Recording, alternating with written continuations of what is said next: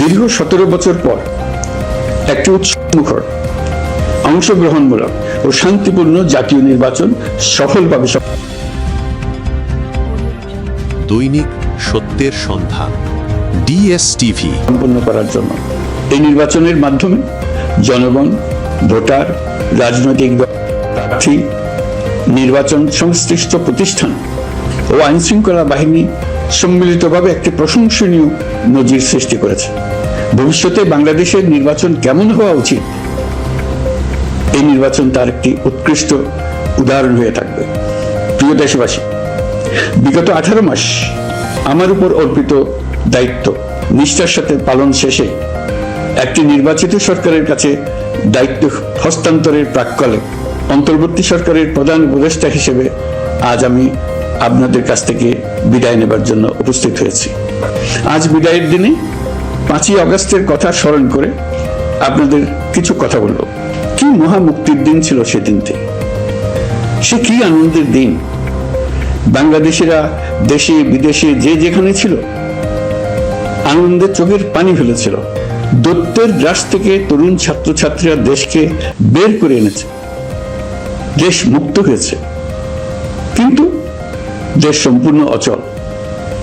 এই অচল দেশটিকে কিভাবে সচল করা যাবে সেটা ছিল সবার মনে। অভ্যুত্থানের ছাত্র নেতারা ঠিক করলো দেশকে সচল করার জন্য একটি সরকার লাগবে। সরকার গঠন ও চালাবার জন্য তারা আমাকে খবর দিল। আমি তখন বিদেশে, আমি দায়িত্ব নিতে রাজি না। তারা জাতির প্রতি কর্তব্য পালনের কথা বলে আমাকে রাজি করালো। 18 মাস পর এখন আমার যাওয়ার পালা। আমি আজ আমার কাজ হতে বিদায় নিতে আপনাদের সামনে এসেছি।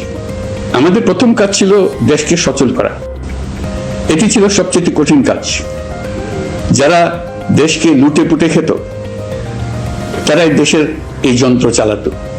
তাদের একান্ত অনুগত লোকজন নিয়ে অভ্যুত্থানের সঙ্গে সঙ্গে সবাই পালিয়ে গেছে।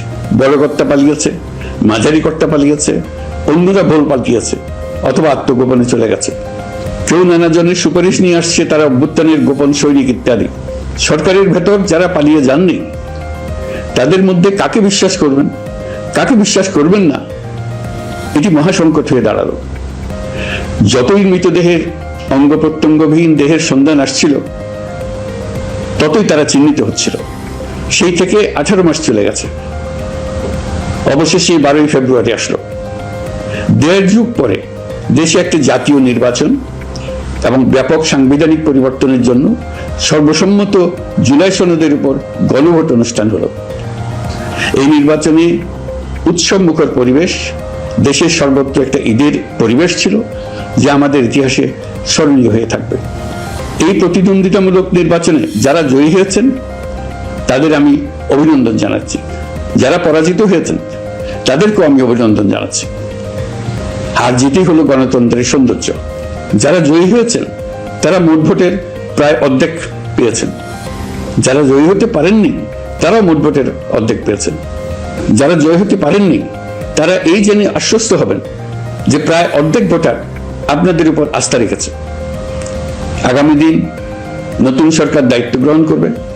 এর মাধ্যমে আমাদের 18 মাসের দায়িত্বের সমাপ্তি হবে। 24শে জুলাই মাসে বাংলাদেশের মানুষ এক অভূতপূর্ব অভ্যুত্থানের